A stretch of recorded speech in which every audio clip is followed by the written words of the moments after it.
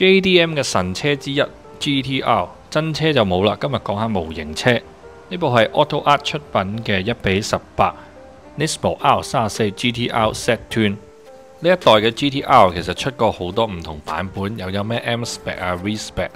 而呢架係 Nismo 嘅 R34 GT-R Z-Twin 版本，係一架非常之特別嘅版本，只係生產咗19架，超級罕有。呢19架入邊呢，除咗一架係 Midnight Purple 之外，另外全部都係銀色嘅。所以呢部 Bayside Blue 嘅 GT-R 當時嘅真車呢係冇生產過嘅，咁唯有當佢係翻噴啦。始終都係覺得呢隻藍色係最襯 R34 嘅 GT-R。條鈴就係同 Race 共同研發嘅18寸斷鈴，鈴黑色，上面印咗 Nismo 嘅 logo。迫力就係 Brembo 嘅6pot鮑魚，可以見到模型都做得好仔細，連剎車碟上面嘅開坑紋都做埋出嚟。望一望車底，感覺係比較膠嘅，做得唔算仔細，不過該有嘅都有。成套避震嘅雙搖臂啊、多連杆嗰啲都做埋出嚟，仲有車尾嘅 Diff Oil Cooler， 不過尾股上面似乎就漏咗 Nismo 嘅字眼。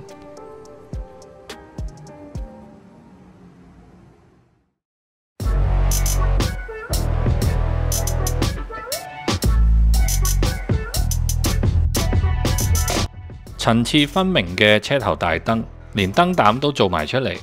如果可以着埋燈就不得了啦。車牌後面係有 Nismo 字眼嘅 Intercooler， 而頭泵把下邊有一條碳纖維嘅頭唇。鬼面罩中間就係 GT-R 嘅章，質感唔錯，仲有反光。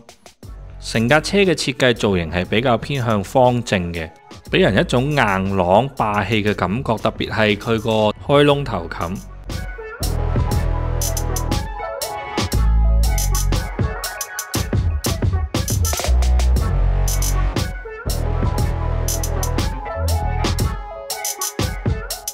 跟住望埋個引擎室，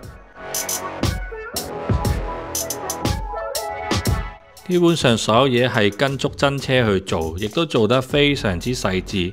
雖然上面有啲字睇得唔清楚，不過咁樣已經算係交足功課。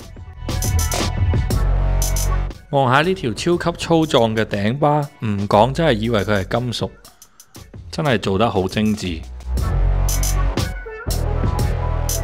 嚟到沙板，呢個沙板其實係加闊咗嘅，所以你見到好似起角咁樣。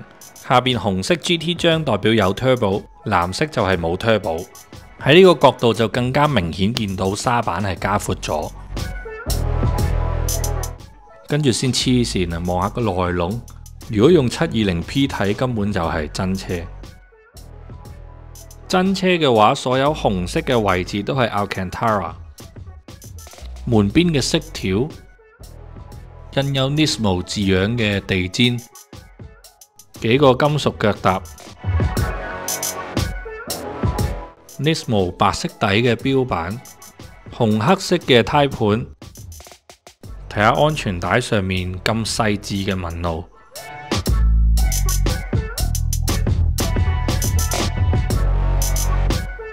就連個天花頂縫都唔馬虎。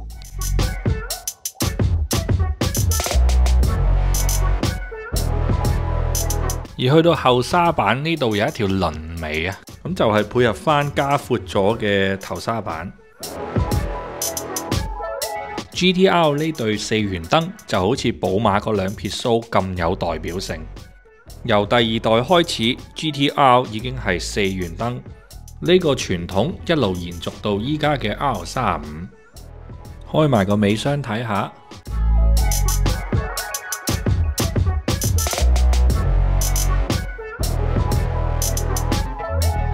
絨毛面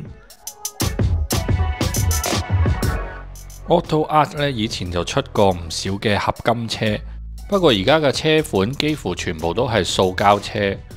合金車雖然手感好正，但係塑膠嘅精細度呢係有過之而無不及。咁其他牌子好似 IG 啊、Make Up 啊，佢哋做出嚟嘅車都係好靚嘅。不過材料就係用樹枝，擺得耐咗會變形，同埋啲槍呢就會甩出嚟。咁喺呢個價位，加上你想彈下頭冚、開下車門，基本上就得 AutoArt 可以做得到。今集嚟到呢度，如果中意呢條片，不妨撳個 like 同埋訂閱啦。係咁先。